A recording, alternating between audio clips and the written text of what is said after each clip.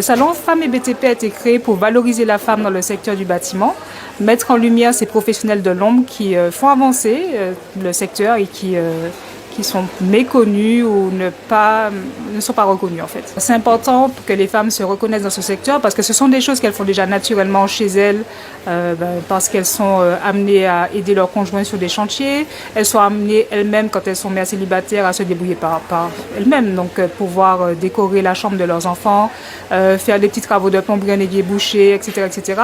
Donc ce sont des choses qu'elles font déjà et je voudrais qu'elles prennent conscience qu'elles peuvent professionnaliser la chose et gagner en autonomie.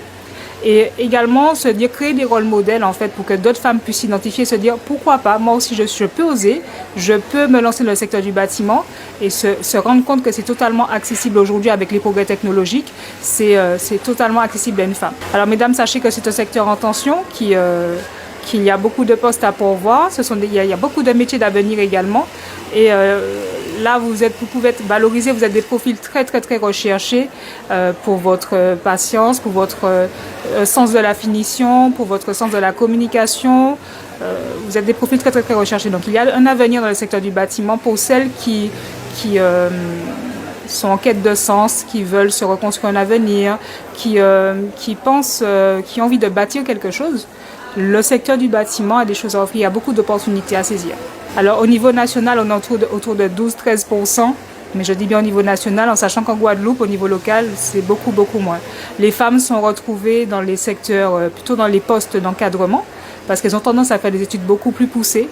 Donc au niveau des conductrices de travaux, les bureaux d'études, les économistes de la construction, on retrouve énormément de femmes, on trouve des femmes, sauf que sur les métiers terrain, c'est beaucoup plus compliqué alors que ce sont des postes qui sont accessibles. Le lycée Bertin Juminaire est un lycée des métiers du bâtiment et donc nous essayons au mieux d'attirer les jeunes filles vers ces métiers qui sont des métiers d'avenir.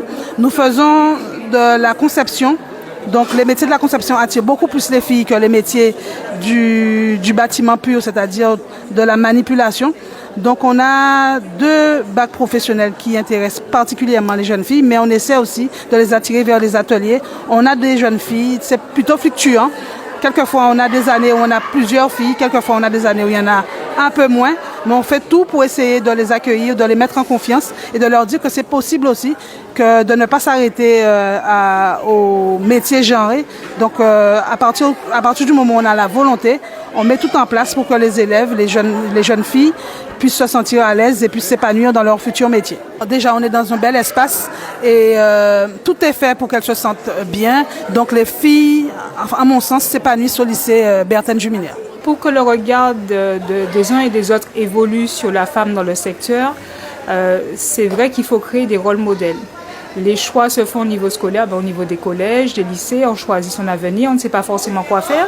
Donc le fait de montrer des talents féminins, ça permet d'ouvrir le champ des possibles et de se dire pourquoi pas ça. En fait, c'est pas réservé qu'aux hommes, c'est totalement accessible et ne pas se limiter dans ses choix en fait. Un salon comme Femmes et BTP permet d'avoir d'autres pistes.